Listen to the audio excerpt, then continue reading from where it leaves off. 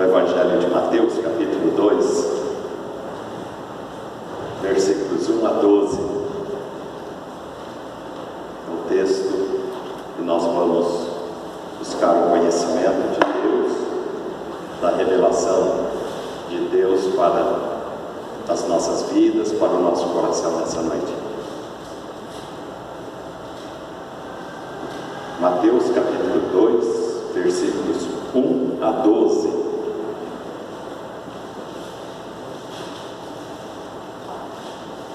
Assim diz o Senhor: tendo Jesus nascido em Belém da Judéia, nos dias do rei Herodes, eis que vieram os magos do Oriente a Jerusalém, e perguntavam: onde está o recém-nascido rei dos judeus? Porque vimos a sua estrela no Oriente e viemos para adorá-lo. Tendo ouvido isso, alarmou-se o rei Herodes e com ele toda a Jerusalém.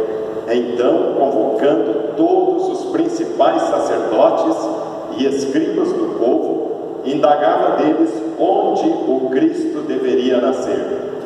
Em Belém da Judéia, responderam eles, porque assim está escrito por intermédio do profeta: e tu, Belém, terra de Judá, não és de modo algum a menor entre as principais de Judá, porque de ti sairá o guia que há de apacentar o meu povo Israel.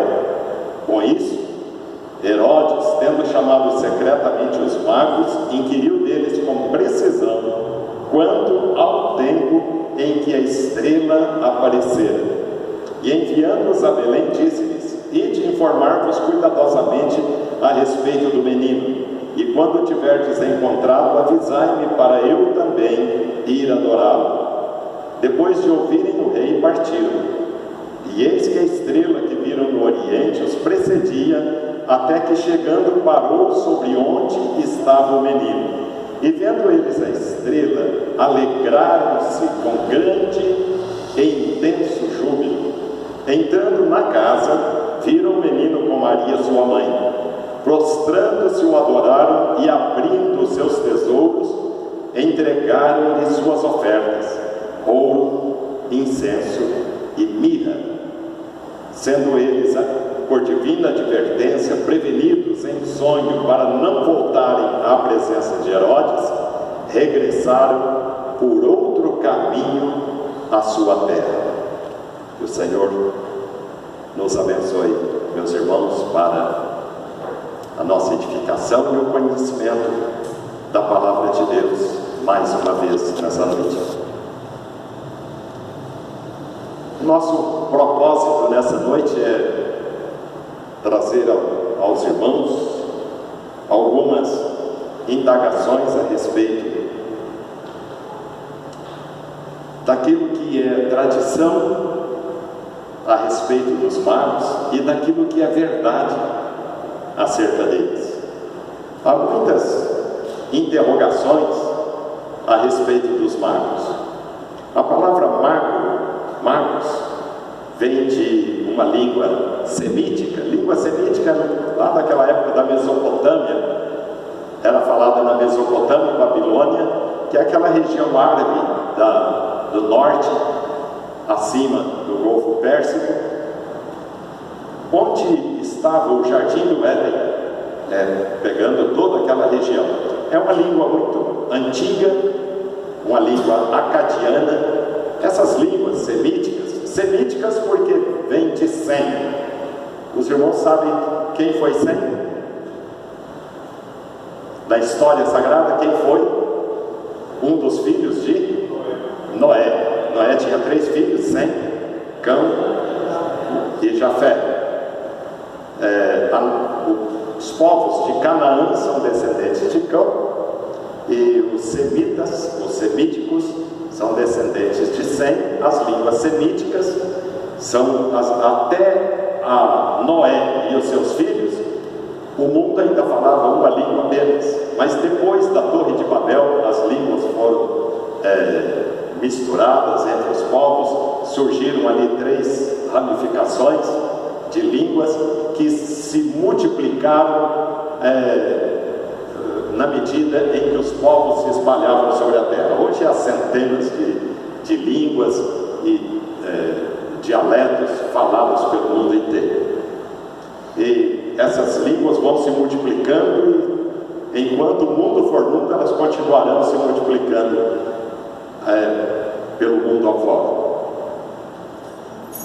Mas algumas perguntas mais interessantes acerca dos magos. Quantos magos eram? A tradição católica fala de 3 magos, por relacionar os magos aos seus presentes. Quais foram os presentes? Ouro, incenso e mirra. O que significa isso? Ouro, porque era o presente dado aos reis, e Jesus era o Rei dos reis e o Senhor dos senhores, o soberano dos soberanos. Por isso, o presente ouro para Jesus. No tabernáculo antigo, onde o culto a Deus era celebrado, tudo aquilo que representava a presença de Deus era revestido de ouro.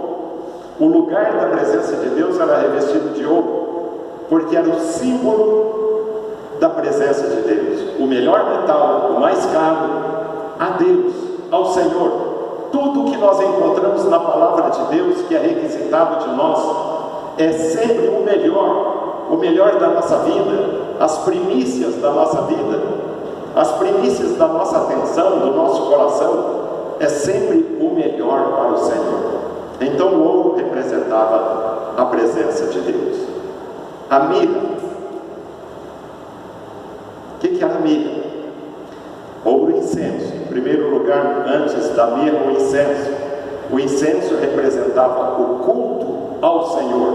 As nossas orações foram sempre, na palavra de Deus, representadas pelo incenso e pela fumaça do incenso, que sobe um aroma suave até a presença de Deus. E no Apocalipse há uma figura, há uma simbologia do anjo tomando o incensário, o turíbulo, e atirando na terra, como que o Senhor atendendo às orações, respondendo às orações da igreja.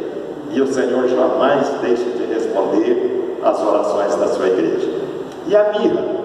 A mirra era uma planta, um arbusto, mais ou menos crescia até 1,5 metros, conforme os lugares chegavam um pouco mais, mas não mais que isso. Um arbusto espinhoso, duro, um fruto espinhoso. Quando amassado, triturado, soltava um óleo. É o óleo de mirra. Esse óleo é um unguento bactericida, fungicida e usado muitas vezes como remédio, como unguento para feridas, etc. E principalmente usado para embalsamar as pessoas que morriam. Então, ao trazer a mirra, os magos estavam já antecipando a sua fé no sacrifício de Jesus, antecipando o embalsamar do seu corpo, com isso proclamando a sua fé na redenção em Jesus Cristo. É interessante que eles não apenas traziam aleatoriamente esses presentes, mas eles sabiam por que traziam. Eles haviam estudado isso e nós vamos ver nessa mensagem. Eles sabiam o que estavam fazendo. Eles não trouxeram aleatoriamente esses presentes. E vejam os irmãos que eram presentes muito caros. Custaram caro a eles esses presentes. Em outras palavras, eles trouxeram o melhor, trouxeram tudo que eles podiam trazer como presente para Jesus. Eles sabiam o que estavam fazendo. Não pegaram qualquer coisa e não pegaram esses presentes. É o melhor presente que se pode dar para uma pessoa. Não, eles sabiam muito bem o que estavam fazendo.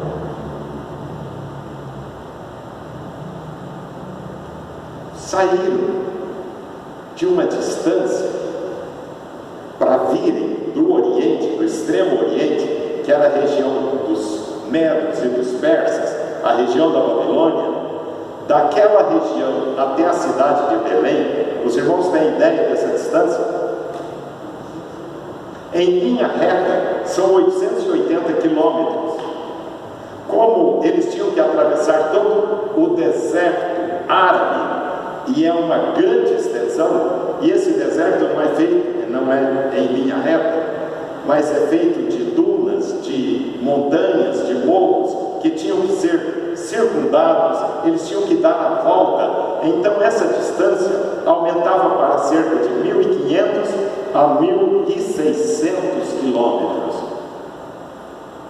Pensa nisso.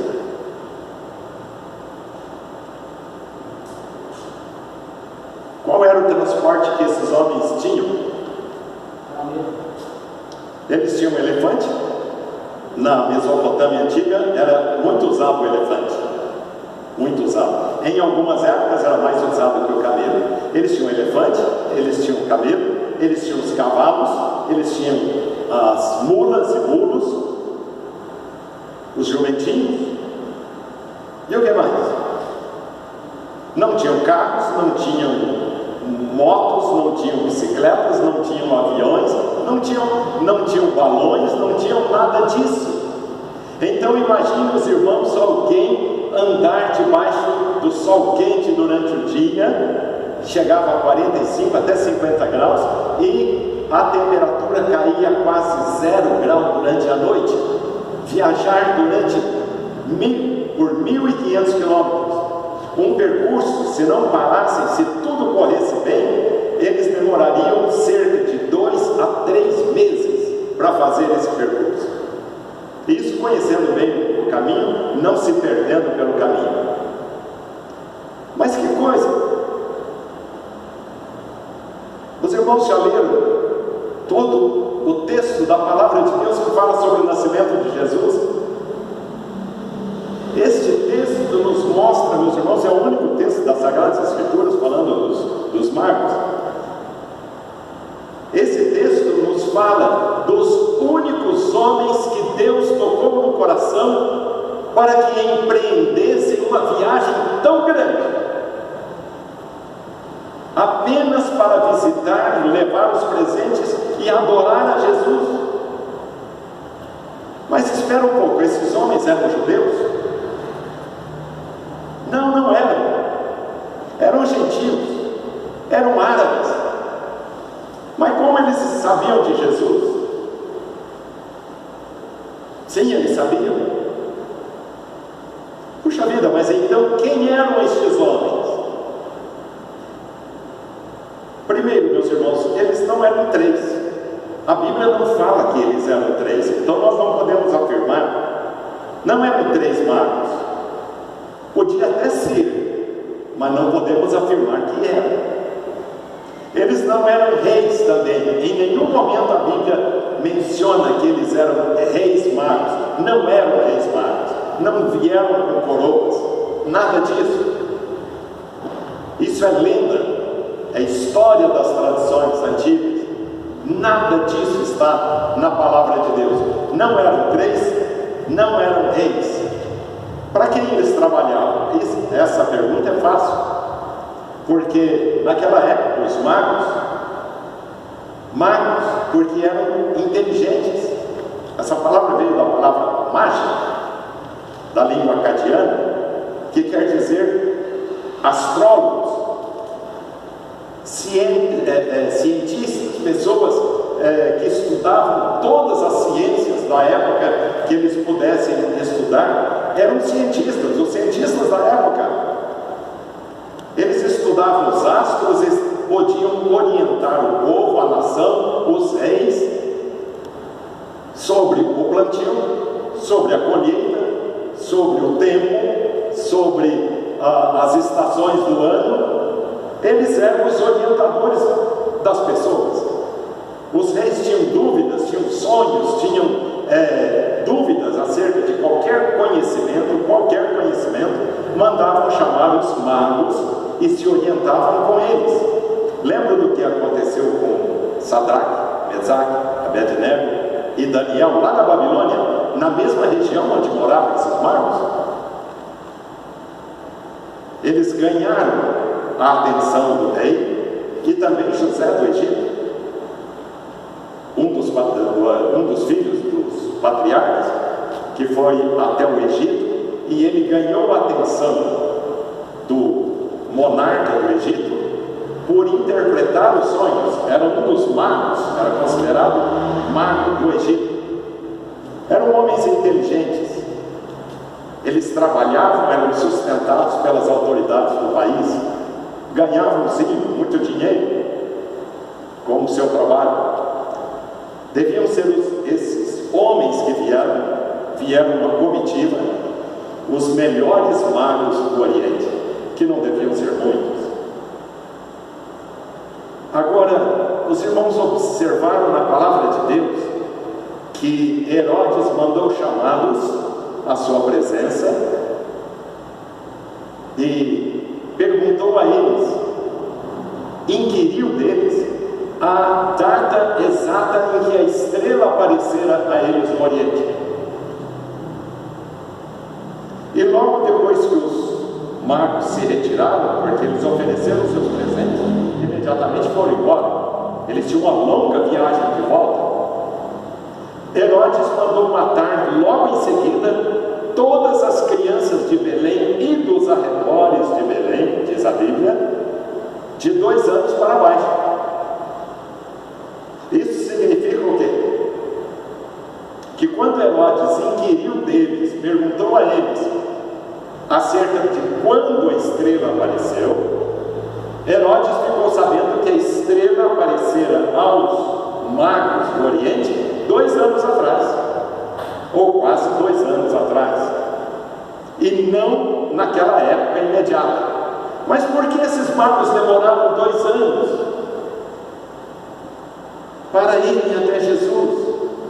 Se eles amavam tanto a Jesus, se eles se apaixonaram tanto por Jesus, se eles sabiam de Jesus, por que demoraram 2 anos? Aqui então, meus irmãos, está o tema da mensagem da palavra de Deus nessa noite. O segredo dos magos, ou o segredo de Deus na vida dos magos, destes homens. E qual é o segredo de Deus na vida desses homens? Há segredos de Deus presentes na vida destes homens e que falam muito ao nosso coração e ao coração de todo crente em toda a face da terra. O primeiro segredo é da sua fé. De onde lhes veio a fé em Jesus? Se não eram judeus, se moravam a mais de 1000 quilômetros de Judá, do país dos judeus, se as escrituras sagradas estavam em Judá, em Israel, e não lá no Oriente, então qual é este segredo? Estes foram, meus irmãos, os únicos homens que Deus levou de tão longe até Belém para adorarem a Jesus, o menino Jesus. E diz o texto que a estrela parou sobre uma casa e não sobre a estrebaria, porque Jesus e Maria já não estavam mais na estrebaria, eles estavam morando em uma casa. Olha o versículo 10. Vendo eles a estrela, 11, entraram na casa e viram o menino com Maria. Versículo 11. Então os magos não foram numa estrebaria. Quando se faz um presépio e coloca lá os 3 magos, primeiro você se lembre que não era um presépio, depois se lembre que não eram 3 necessariamente, podia até ser, mas não necessariamente, e que Jesus estaria numa casa, e que Jesus já não era mais um bebê, ele já tinha 2 anos de idade, ou quase 2 anos. Então qual é o segredo de Deus na vida destes homens? O primeiro segredo é o segredo da fé. De onde veio a fé destes homens? Tudo o que acontece na vida do povo de Deus acontece porque Deus encaminha a história para acontecer. a história da nossa vida. Nada da nossa vida acontece sem que Deus tenha colocado a sua mão e dado uma direção. Lembram-se os irmãos que Jesus nasceu na era cristã. Nós estamos vivendo o ano 2000 e quase 20 depois do nascimento de Cristo. E antes do nascimento de Cristo, a história já era. Nem há informação de quantos anos o mundo viveu. Nem na Bíblia, nem na história, nada informa antes de Cristo. Por quê? Porque não interessa a humanidade. A humanidade interessa Jesus e após Jesus. E o que vai acontecer na vida humana depois de Jesus. Porque a vida do homem depois de Jesus Cristo só tem dois destinos: o céu e o inferno. Não tem outro. Essa escolha é nossa sim. Deus escolheu, fez a escolha do seu povo, sim. É um grande mistério de Deus. Mas nós escolhemos andar em santidade na presença de Deus ou não. E como Deus encaminhou a história para fazer com que o seu povo, o povo de Judá, a nação de Judá, passasse 70 anos, toda uma geração, lá no Oriente, lá na Babilônia, no extremo Oriente. 500 anos antes de Jesus nascer, Deus castigou o seu povo, levando toda a nação para a Babilônia, para a terra dos magos. E este povo viveu lá 70 anos. Mas o que eles fizeram? Eles levaram no coração a fé. Levaram no coração, eles podiam ter praticado pecados que provocaram a ira de Deus, mas era um povo que amava o Senhor, que amava as Escrituras, que liam a palavra de Deus e buscavam a palavra de Deus. E para dar atenção e suporte espiritual ao seu povo durante os 70 anos de cativeiro, Deus enviou vários profetas. O profeta, quais foram eles? O profeta Ezequiel, que esteve com eles lá ao lado do rio Quebar durante todo o tempo, teve visões maravilhosas lá. Enviou Sadraque, Mesaque, Abednego, enviou o profeta Daniel, enviou o profeta Zacarias, enviou vários profetas. E esses homens eram pregadores da palavra de Deus. Esses homens abriam a Bíblia e pregavam dia e noite, era o serviço deles, era o trabalho deles. Então o povo do Oriente tomou conhecimento da palavra de Deus, e quando voltaram, certamente deixaram muitas cópias da palavra de Deus lá no meio do povo oriental. E depois vieram os magos, anos depois, 400 anos depois, 450 anos depois, nasceram os magos. Nasceram e cresceram, e eram homens apaixonados pelo conhecimento de todas as coisas, especialmente dos astros. E eles viram uma estrela brilhando no céu, de uma forma diferente. Inicialmente, é lógico que eles não sabiam que brilho era aquele cujo facho saía do céu e vinha até a terra, segundo a palavra de Deus. Que estrela era aquela? Então, eles foram pesquisar quais eram os livros que eles conheciam. Gênesis, Levítico, Número, Deuteronômio e os livros dos profetas. Conheciam os livros de Neemias, conheciam os livros de Esdras, conheciam o livro de Jó, conheciam o livro de Salmos, conheciam os livros escritos por Salomão, conheciam o livro escrito pelo profeta Isaías, pelo profeta Jeremias, que tinha sido profeta lá na Babilônia também, embora ele tenha ficado em Jerusalém. Ele escrevia cartas que eram levadas ao povo da Babilônia. Eles conheciam todos os profetas, toda a Bíblia.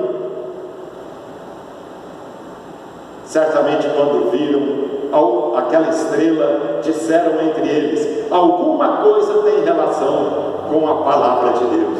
E buscaram e encontraram.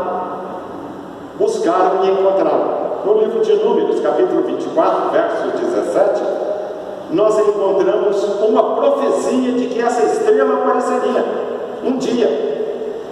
E quem fez essa profecia foi um profeta castigado por Deus, chamado Balaão. Quando o rei de Moabe mandou que ele profetizasse acerca da destruição dos judeus, ele abriu a boca e só falava bem do povo de Deus, e diz que uma estrela procederia de Jacó, de Judá. E depois começa a falar dessa estrela. E ele começa a relacionar essa estrela com outro texto do profeta Isaías. Os irmãos podem ver no capítulo 7, que diz: eis que a virgem conceberá e dará à luz um filho, e lhe chamará Emanuel. Depois eles abrem no livro do profeta Miqueias, e diz: e tu, Belém Efrata, não és de modo nenhum a menor entre as cidades de Judá. Eles relacionam tudo. A estrela é a estrela do Salvador, é a estrela de Deus.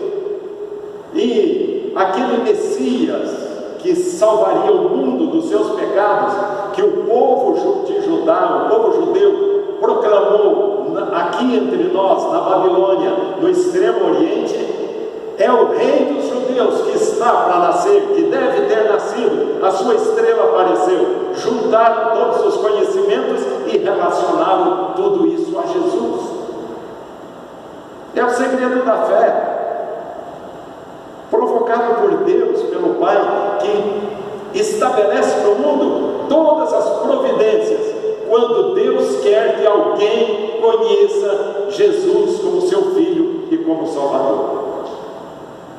Quando o Espírito Santo de Deus quer pescar, alcançar alguém para o conhecimento de Deus, a mão de Deus opera abrindo todos os caminhos, todas as portas, para que isso aconteça. E se Deus tiver que fazer alguma coisa na sua vida, fará isso também. As portas serão abertas para que a vontade de Deus aconteça na sua vida. Muito bem.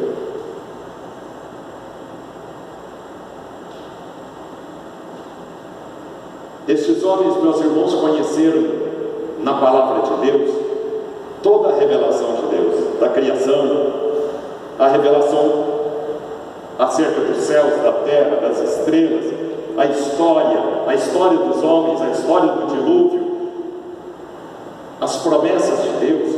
Conheceram a Bíblia, conheceram as Sagradas Escrituras, conheceram as Sagradas Escrituras, e foi através das Sagradas Escrituras que eles tiveram fé em Jesus, que eles conheceram a Jesus.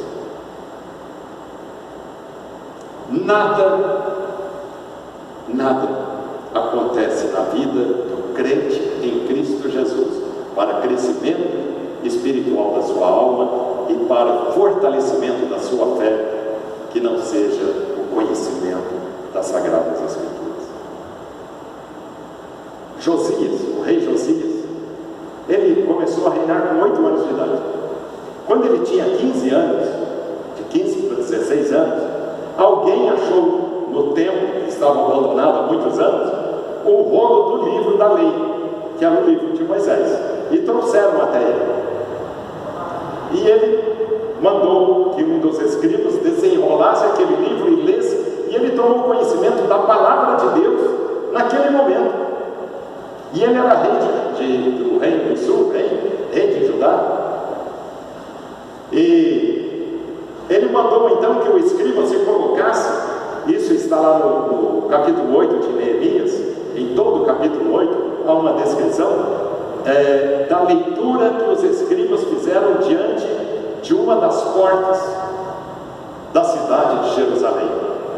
Eles haviam voltado do exílio, haviam reconstruído os muros, mas o templo, eles lançaram apenas o alicerce, a pedra fundamental, e estava apenas iniciado e abandonaram. Voltaram do exílio, mas a fé que eles tinham estava amortecida. E os escribas começaram a ler a palavra de Deus, e na medida em que eles liam e explicavam, um reavivamento da fé nasceu no coração de todo o povo.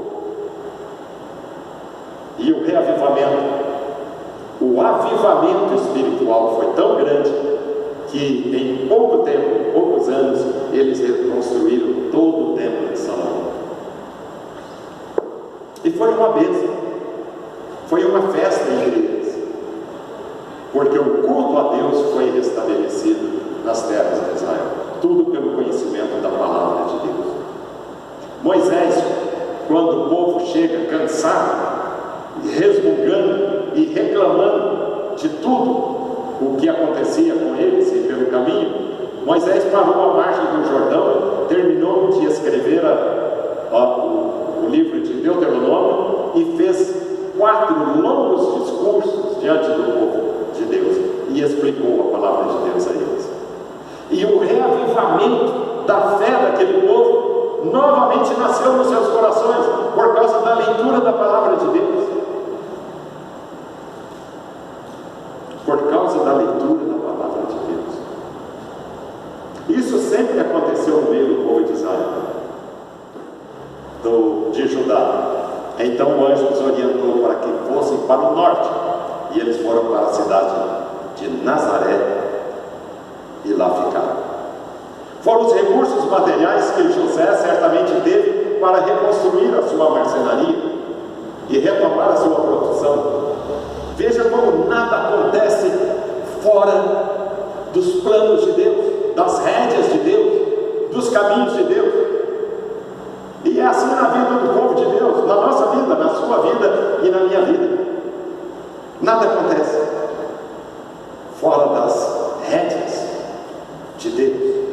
E é bom que Deus nos segure pelas suas rédeas, para a gente não sair do caminho, dos caminhos dele. É fácil sair, não é? É fácil deixar os caminhos de Deus.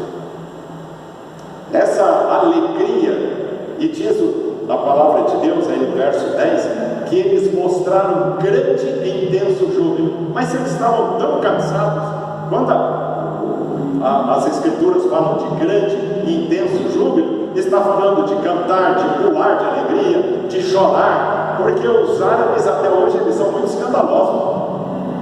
Quando nós entramos, eu e Ana Maria entramos em uma barraca dos beduínos do deserto, eles me abraçaram, me beijaram, encheram uma mesa de tâmaras, de doces, de bolachinhas, nos fizeram sentar no chão, uma mesinha baixinha, e encheram a mesa de tudo para a gente comer. E depois disseram: não, vocês não vão para Jerusalém hoje. A gente estava de caminho para Jerusalém. Vocês não vão hoje, vão dormir aqui, vão dormir conosco, vão passar a noite aqui, amanhã vocês levantam cedo e vão. E não nos conheciam. O meu inglês não era muito bom e o deles era pior ainda. Mas a gente se entendia, era a linguagem do amor. Era a linguagem do coração. E esses homens mostravam um grande e intenso júbilo, aparentemente sem motivo, mas de onde eles tiraram esse grande e intenso júbilo? Quando você encontra uma pessoa muito querida, mas querida demais, que faz tempo que você não vê, e você queria demais ver essa pessoa, o que é que acontece com vocês? Você não sorri? Não abre os braços? Não se alegra? Não leva para casa? Não faz para ela a melhor comida? Não coloca o melhor lençol numa cama para ela? Não coloca os melhores talheres? Não é isso que você faz? E de onde vinha esse grande e intenso júbilo? Só tem uma explicação, meus irmãos, não tem outra. Vinha da alegria da salvação, porque foi no momento que aqueles homens se encontraram com Jesus e que na simbologia dos presentes eles deram o coração a Jesus, que eles demonstraram grande e intenso júbilo. Davi chorou por causa dessa alegria da salvação uma vez. Torna a dar-me, Senhor, a alegria da tua salvação, porque eu pequei contra ti. Salmo 51. Zaqueu, quando encontra com Jesus e Jesus entra no seu coração e na sua casa, a palavra de Deus diz que ele recebeu com grande alegria, ele e a sua família. O carcereiro de Filipos tinha acabado de chegar da prisão com Paulo e Silas e estava morrendo de medo de ser apanhado pelos romanos, pelos soldados romanos e ser morto. Ele esqueceu de todo medo, de todo temor e simplesmente celebrou com toda a sua família com grande e intenso júbilo, porque encontraram a salvação em Jesus. Então, o segundo segredo dos magos é o segredo da alegria da salvação. Quando um homem conhece a Deus e confessa os seus pecados, é impossível não sentir esse grande e intenso júbilo no coração. É impossível. Mas tem um terceiro segredo, sabe qual é? O que diz o último versículo que nós lemos? Diz que eles voltaram por outro caminho. Se já estava difícil, meus irmãos, eles virem pelo caminho que vieram, como voltar por outro caminho desconhecido pelo deserto, por 1.500 quilômetros, por 2-3 meses, e o perigo de se perder? Porque os caminhos daquela época, as estradas da época, eram todas mais ou menos marcadas, os trilhos. Ninguém se desviava daquelas marcas, daquelas estradas. E voltar por outro caminho, sabe o que a palavra de Deus está nos dizendo com isso? É que o homem que se encontra com Deus, confessa os seus pecados e entrega o seu coração a Jesus como Salvador, nunca mais anda pelos caminhos que andava antes. Vai voltar sempre por outros caminhos, nunca pelos mesmos caminhos. Nunca um homem que se encontra com Jesus e tem Jesus no coração, Jesus na sua vida, ele nunca mais andará pelas mesmas palavras, ele andará pelos mesmos pensamentos, nunca mais. Ele andará nos mesmos passos que ele trilhava antes, porque a sua vida muda, os valores são outros, os olhares são outros, os apegos são outros, a cobiça é outra. Se antes cobiçava as coisas materiais, agora não. Agora almeja coisas muito mais valorosas do que os bens materiais.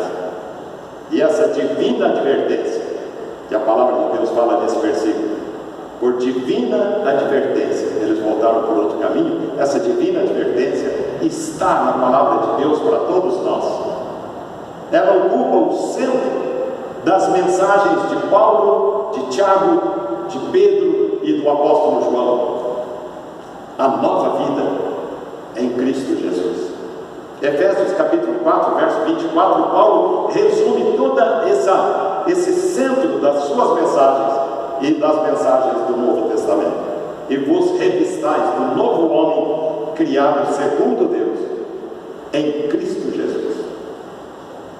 Vos revistais do novo homem criado segundo Deus em Cristo Jesus. É isso que Deus quer de nós. O segredo dos magos é o segredo de Deus para nós também. O segredo da fé, se nós quisermos ter uma fé maior e vivermos mais fortalecidos na presença de Deus, é só pelo conhecimento das Escrituras, só conhecendo a Bíblia Sagrada. Faça isso. A alegria da salvação, se quiser que ela inunde o seu coração e a sua vida, é só ter um encontro pessoal com Jesus autêntico e verdadeiro, e renovar esse encontro todo dia, buscando a sua presença. E nunca mais andar pelos mesmos caminhos que andávamos quando não conhecíamos Jesus. A nossa vida tem que ser outra, tem que ser diferente.